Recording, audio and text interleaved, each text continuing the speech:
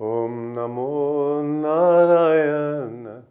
Om Namo Narayana. Om Namo Narayana. Om Namo Narayana. Om Namo Narayana. Om Namo Narayana. Om Namo Narayana. Om Namo Narayana. Om Namo Narayana. Om Namo Narayana. Om Namo Narayana. Om Namo Narayana. Om Namo Narayana. Om Namo Narayana. Om Namo Narayana.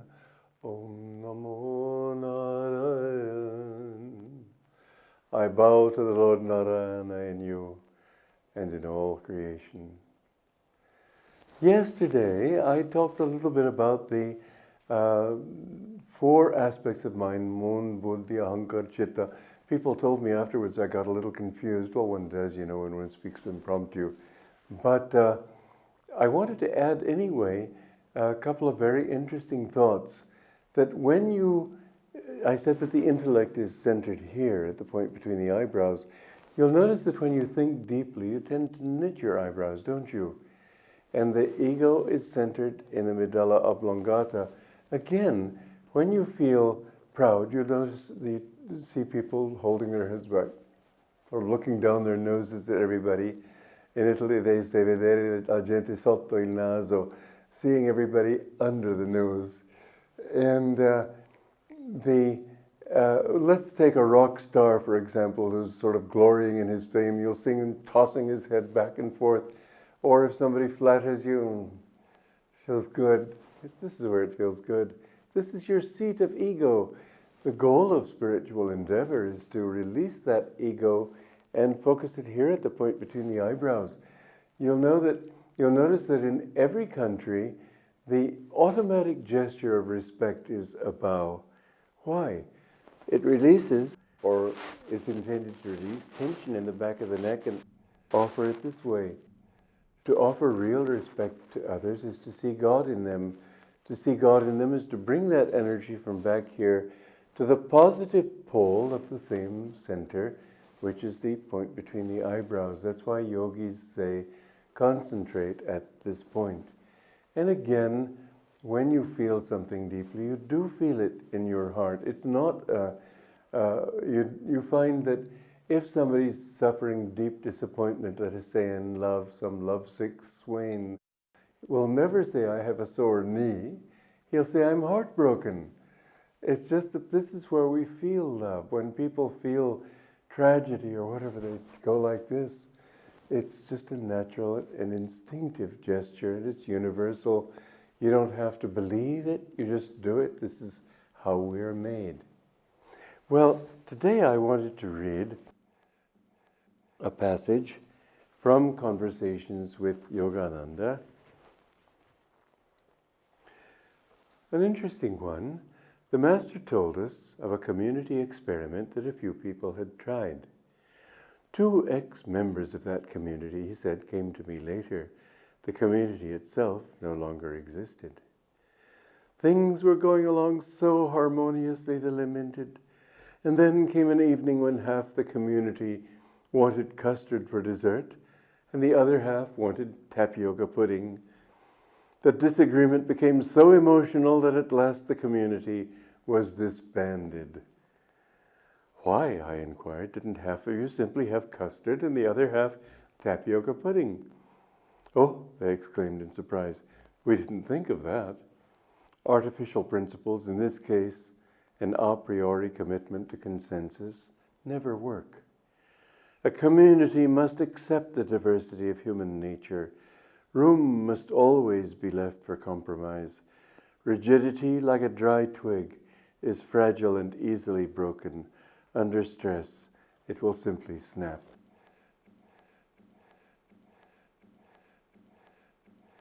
In a community, we need to understand that people are people. This is one of our principles at our Ananda communities. People are more important than things. People are more important than projects. Somebody asked me recently if I didn't think it would be good for two people to work on a project that I had suggested. And I was reluctant at first because basically I only want to give people jobs that will help them, not just help the job. They were both fitted for the job. I wanted to help them too. As I thought about it, I thought maybe that would be a good idea. But people are the important criterion, that which helps people. Many times we have put people in a job that they will not be good for it. This is what my guru did in training us, his disciples. He gave us work for which we were not necessarily adapted. But by doing that, we could grow, we could develop, balance our various natures, various aspects of our nature, and come to that overall perfection which he envisioned for us. I think the reason he had me teaching was simply to overcome qualities in myself, as I've mentioned. Doubts, for example. Well, these are necessary. He didn't put his highest disciples, Rajarshi, Sister Ganamata, he didn't put them in teaching. I used to wonder why not. They'd be much better teachers. Instead of a young 22-year-old boy, which is how he had me. Why, I wondered. Then I saw that we were the ones who needed it. They didn't need it. And so in any work with people, especially if you have a community, and this is how, because I have been urging you to think in terms of joining together and forming communities, this is what he used to talk about with great vigor in his public talks. He would just declaim on the importance of thousands of youths getting together, forming these communities, world brotherhood communities, as he called them. But it's very important to understand that you must give people a chance to be themselves. They're not all the same. One thing that people tend to believe is that in a community, everybody has to walk in lockstep togetherness with everybody else. In fact, it's wonderful to allow them to be eccentric. I noticed that Master didn't mind at all. Some of his disciples were quite eccentric, quite different, and yet he accepted them as they were and helped them to grow. There was one disciple who, he used to speak of him as like a mouthful of hot molasses, too sticky to spit out and too hot to swallow. And yet of this same disciple, he said he will be liberated in this life. One time I heard him sort of smile wryly. He said, I don't know how, but Divine Mother says so, it must be so. This person was very innocent, very sweet, had a very pure heart. One time the Master saw him walking on the sands on the beach ends, and he's on the ocean beach, and he saw this great light around him, and he knew that he was a saint, but disguised in a certain amount of oddity. He was a very peculiar fellow, but a delightful fellow. He had sometimes his stitches with his sense of humor. Everybody, it's so charming to let people be themselves. I used not to be like that. I used to think that people ought to be just like this, and so often we sort of place false values on other people. They ought to be like this. They ought to decide that they like tapioca pudding or custard, and that they all can work together. Why bother about little things like that? When you have a community, you will have a lot of egos. But what you'll notice is that if you work with these communities, mind you, leadership is very important. Because leadership, if it's true, is not bossiness. It's easy to boss people. It's very difficult to lead them. And what you need to do if you start a community is be a leader. And a leader tries to draw people along with him. Well, in that sense, you have to play with them sort of like a fisherman.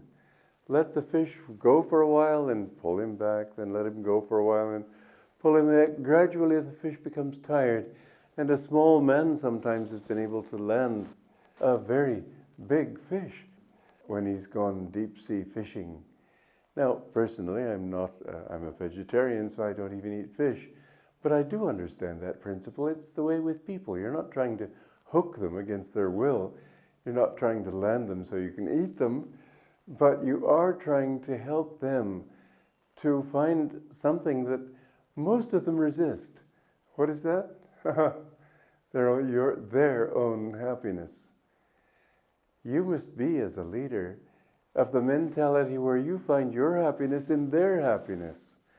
When they can do that which finally brings them out of the skies of grumbling, negative thinking, sort of what's in it for me kind of attitude, into suddenly thinking, what's in it for everybody? I get letters from some of our people, and they're long, long letters, always about themselves. Well, I don't scold them for it, but I wait, and how happy I am when I see finally they break through that dense fog and suddenly start thinking about what's right, what's good for everybody. They don't think about themselves. I've seen one of the things in the communities is that those people are happiest who don't think I want. They think in terms of what does everybody want? Let everybody be himself.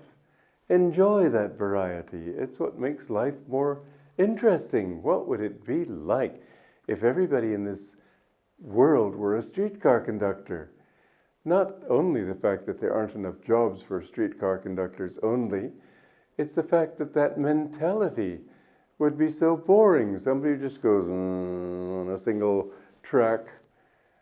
Why not let people be as they are? This is one of the charms I noticed in my great guru's life, that there was one woman there. She was a bit of a evangelist type. She was a visitor, but someone to whom my Guruji had been giving a lot of honor because she was also a very spiritual person. But one time he invited her to give a speech at a big banquet. And she got everybody up marching around singing some song. It wasn't quite as blatant as Onward Christian Soldiers, but that kind of idea. And I was sort of squirming in embarrassment. But I noticed that my Guru and Rajashi, his chief disciple, looked at each other with a very indulgent smile and sort of with total respect for her, but chuckling. I mean, it was pretty silly, and yet they didn't mind it. They let everybody be themselves. Master was like that. He let people be themselves. Now, if you want to work well with other people, you have to learn that to get them to work with you in any way, that is to join hands with you in anything that you do, you have to let them be themselves. They mustn't. This is what human nature tends to try to do, is to lock everybody into a particular thought, into a particular way of doing things, into particular attitudes. Actually, the tapestry of life is so rich for the wonderful variety that we see here. And thus it is that when you can learn to work with people as they are, you'll find they work with you. And that it's incredible how much just a handful of people can accomplish. There's a song we're going to sing in a little bit called Many Hands Make a Miracle. Let's all join hands together. Actually, there are two kinds of miracles, two kinds of ways of doing miracles. When a saint performs a miracle, he does that too. You see, he has all these strands of power that you could imagine as being also epitomized in society, but they're all in himself. His own tendencies, he's got them together. And as a great saint in Christianity who lived 10 centuries ago, 1,000 years ago, but they, for some reason, still call him Saint Simeon, the new theologian. That was the name he was given then, and they still call him that. But he said that when Jesus said, where 2 or 3 are gathered together in my name, there am I in the midst of them. He said this also and particularly means when 2 or 3 thoughts are focused. If you could take the thoughts and different strands of energy and so on in your own nature and focus them, you'd be amazed at the kinds of miracles that you can perform. My Guruji performed them effortlessly. And how many miracles of healing he did. How many miracles of all kinds. Things somehow in his presence just happened. There was an interesting story, basically because of the way he did it. It was a story told by Dr. Lewis of a man who everybody felt had been condemned unjustly to death, to electrocution on the electric chair. And everybody was upset, but it depended on the governor to give a reprieve. And Dr. Lewis told my Guruji, our Guruji, about this, and Guruji looked very serious for a while, just sort of withdrew into himself. Then he came out of that with a great smile. And the next day it was announced that the governor had given a reprieve at the last moment, and the man's life had been spared. Now, my Guru didn't say, I did it. But somehow around him, when he closed his eyes and prayed, for example, when he came out of that with a smile, once you'd lived with him for a while, you began to understand there was something happening. He made things go right. One time, there was a disciple of his she was dying of cancer, and she went to a clinic that pretended to cure people of cancer, but all they really did was give them water and take their money and wait for them to die. When Master heard about that, he said, Divine Mother, destroy that place. And within a month, the police had come in. All those people went to prison. But his word had power. But the reason it had power is simply just what I said. He brought all those strands of consciousness together so that when he concentrated, his energy was one-pointed. Well, a group of people can do that. That's why this song, Many Hands Make a Miracle, because when many people work also harmoniously together, look what India accomplished under Mahatma Gandhi's guidance in freeing itself from India. They had the guns, but you had the heart. And when those hearts were united in a single cause, look what happened. Everybody said it was impossible, but it worked. Mahatma Gandhi went to the King of England dressed in a dhoti. Looked like a beggar by English standards. But the power of that love and ahimsa was there. This is what I'm talking about, and this is what we mean when we sing this song, Many Hands Make a Miracle. Joy to you.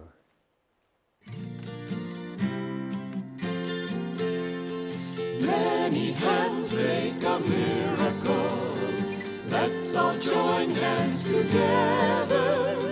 Life on earth is so wonderful when people laugh and dance and struggle as friends, when all their dreams achieve their ends.